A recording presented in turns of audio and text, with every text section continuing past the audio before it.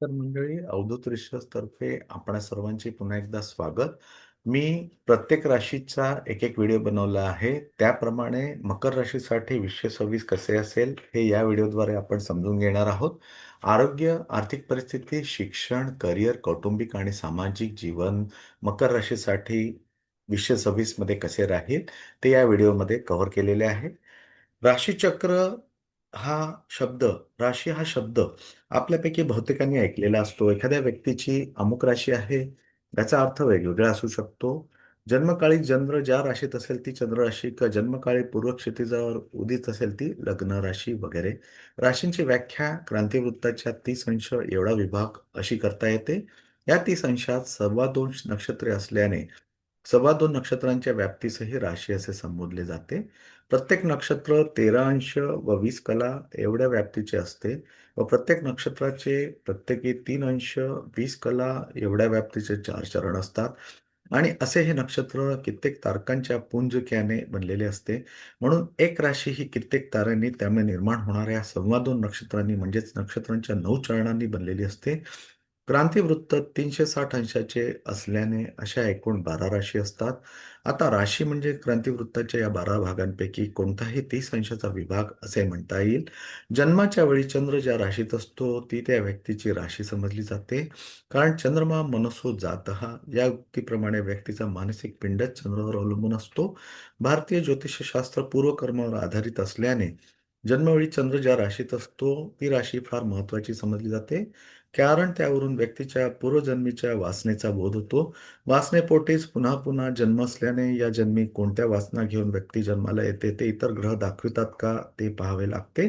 तसेच आयुष्यातील घटनांचा कालक्रम असा अनुभवास येणार आहे हे ठरविणारी महादशा पद्धतीची ही जन्मवेळेच्या चंद्र नक्षत्रावरच ठरते. अशा रीतीने जन्माच्या वेळी चंद्र ज्या राशीत असतो त्या राशीचे स्वभाव धर्म त्या व्यक्तीत उतरतात. व्यक्तीचा मानसिक पिंड कळल्यापासून ती व्यक्ती ग्रहाच्या भ्रमणाला किंवा महादशांना कशी तोंड देणार त्याचा फलादेश स्पष्टपणे देता येत नाही. कारण या जगात संकटाला संधी मानणारे तसेच संधीला संकट मानणारे असेही लोक आहेत. प्रस्तुत लेखात आपण राशींचा जो विचार करणार आहोत तो मुख्यत्वे करून चंद्र राशीचा असेल. प्रत्येक नक्षत्रातील ताऱ्यांच्या काही विशिष्ट लहरी असतात व त्या चंद्रावर कोणता परिणाम करतात. म्हणजे चंद्र वेगवेगळ्या राशीत कोणकोणते फलादेश देतो त्याचा प्राथमिक विचार करायचा आहे. तर आता आपण नेमके राशी म्हणजे काय ते बघितले. आता आपण वळूया मकर राशीचे वैशिष्ट्यांकडे. मकर राशीचे वैशिष्ट्य काय आहे? मकर राशी ही शनीची राशी आहे, शनिदेवाची राशी आहे.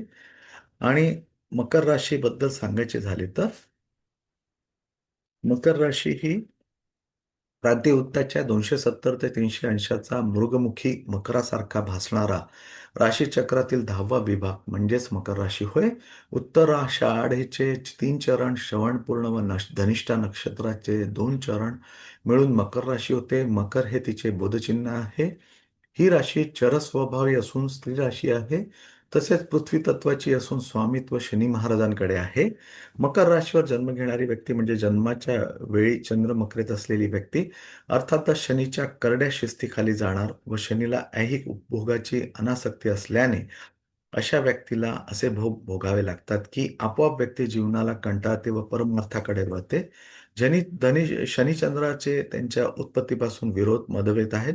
चंद्र मायाजाळ निर्माण करून नश्वर मोहात जीवाला गुरफटून टाकतो, तर शनी असह्य दुःखाच्या अनुभूतीने ते फसवे मायाजाल फाडून सत्य परिस्थितीचे कठोर दर्शन घडवतो.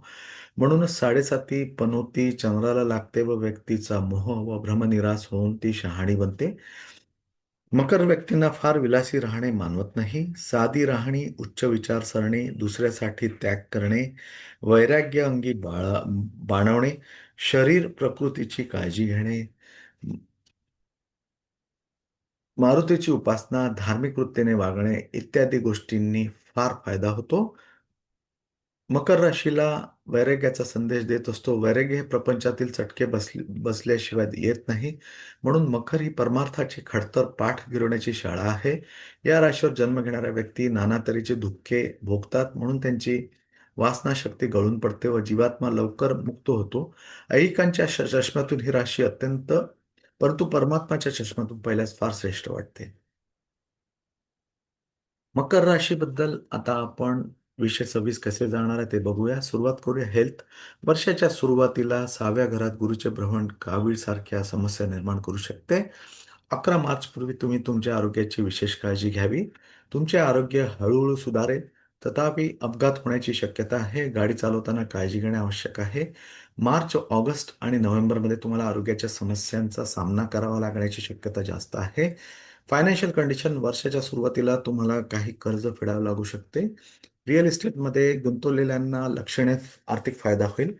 जून नंतर तुम्ही नवीन मालमत्ता खरेदी करण्याची योजना आखाल. यावर्षी 2 जून नंतर तुमची परिस्थिती खूप चांगली असेल. तुमच्या वडिलांच्या मालमत्तेबाबत वादांमुळे कायदेशीर अडचणी येऊ शकतात.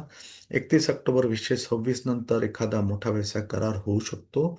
कर संबंधित समस्या सोडवण्यात तुम्ही यशस्वी व्हाल. फॅमिली आणि सोशल लाईफ मकर राशीला कसे जाणार आहे, तर केतू वर्षभर तुमच्या 8व्या घरात भ्रमण करेल, ज्यामुळे तुमच्या पालकांमध्ये काही तणाव निर्माण होण्याची शक्यता आहे. मित्रांसोबत तुमचे संबंध खूप सौहार्दपूर्ण असतील. कुटुंबात किरकोळ आजार उद्भवू शकतात. समाजात वर्चस्व प्रस्थापित करण्यासाठी तुम्हाला संघर्ष करावा लागेल. तुम्ही तुमच्या मुलांच्या करिअरबाबत अत्यंत सक्रिय असाल. जुलै आणि ऑगस्ट महिन्यात तुमचे शत्रू वाढू शकतात. लव्ह लाईफ पहिल्या 2 महिन्यात काही मानसिक ताण येऊ शकतो. नवीन प्रेमसंबंध निर्माण होऊ शकतात. तुम्ही एकमेकांना आनंदी ठेवण्यासाठी सर्वतोपरी प्रयत्न कराल. 11 मार्च रोजी तुमच्या जोडीदाराच्या आरोग्याबद्दल थोडी चिंता वाटेल. तुमच्या जोडीदाराला करिअरमध्ये लक्षणीय यश मिळेल. ज्याच्याशी कटू संबंध आहेत त्यांना आणखी ताण येऊ शकतो. तिसऱ्या व्यक्तीच्या मध्यस्थीचा प्रयत्न करणे टाळा. तुमच्या वैयक्तिक जीवनात प्रेम वाढेल. एज्युकेशन आणि करिअरबद्दल बोलायचे झाले तर मकर राशीच्या लोकांना नोकरी करण्यासाठी हे वर्ष उत्तम राहील. करिअर करण्यासाठी हे वर्ष शुभ राहील. व्यवसायात चढ-उतार येतील. कामाच्या ठिकाणी राजकारणाचा बळी पडू नका. तुम्ही कोणतीही मोठी गुंतवणूक करणे टाळावे. तुम्ही कठोर परिश्रम करण्याचा प्रयत्न कराल. लोखंड आणि यंत्रसामग्रीशी संबंधित प्रकल्पांना मुदतवाढ मिळू शकते. तुमच्या बजेटमध्ये काम करा. वरिष्ठ आणि सहकाऱ्यांशी चांगले संबंध ठेवा. जून ते ऑक्टोबर दरम्यान तुमचे उत्पन्न वाढण्याची शक्यता आहे. अशा पद्धतीने मकर राशीबद्दलची माहिती 2026 कसे जाणार आहे ते आपण इथे बघितले. मी एक अंकज्योतिषाप्रमाणे पर्सनल इयरशी संबंधित एक व्हिडिओ टाकणार आहे. त्यामध्ये मी पर्सनल इयर म्हणजे नेमका हा जो कन्सेप्ट आहे अंकज्योतिषाचा पर्सनल इयर म्हणजे काय असतं आणि ते पर्सनल इयर म्हणजे 2026 हे इयर तुमच्यासाठी पर्सनल इयर म्हणून कसे जाणार आहे, ते 9 भागांमध्ये विभागले आहे. पर्सनल इयर 1 ते 9 या भागात असतात आणि त्या 1 ते 9 मध्ये तुमचा पर्सनल इयर कोणता आहे, तो कसा काढावा, मी त्या प्रत्येक व्हिडिओमध्ये त्याचे वर्णन करेल आणि 1 ते 9 असे पर्सनल इयरचे 9 भाग बनवेल. जो तुमच्याशी निगडीत आहे, तो तुम्ही व्हिडिओ अवश्य बघावा. आणि वर्षभर त्या पर्सनल इयरच्या माध्यमातून तुम्ही फायदा करून घ्यावा. मी तर म्हणेल तो पर्सनल इयरचा व्हिडिओ तुम्ही सातत्याने दर महिन्यातून कमीत कमी एक वेळा बघा. तुम्हाला नक्कीच त्याच्यातून फायदा होईल. एवढे बोलून मी माझा व्हिडिओ इथेच थांबवितो. व्हिडिओ आवडल्यास लाईक करा, शेअर करा. ज्यांनी अजूनही माझे Avdhoot research YouTube channel subscribe केले नाही आहे, त्यांनी बरीच माहिती ज्योतिषाबद्दल, ऑकल्ट सायन्सबद्दल, अंकज्योतिषाबद्दल, कुंडलीशास्त्राबद्दल माहिती मिस केलेली आहे. तर माझी अशी विनंती आहे की तुम्ही लवकरात लवकर अवधूत रिसर्च यूट्यूब चॅनलला सबस्क्राईब करावे. एवढं बोलून माझा व्हिडिओ इथेच थांबतो. व्हिडिओ आवडल्यास लाईक करा, शेअर करा. धन्यवाद. Thank you.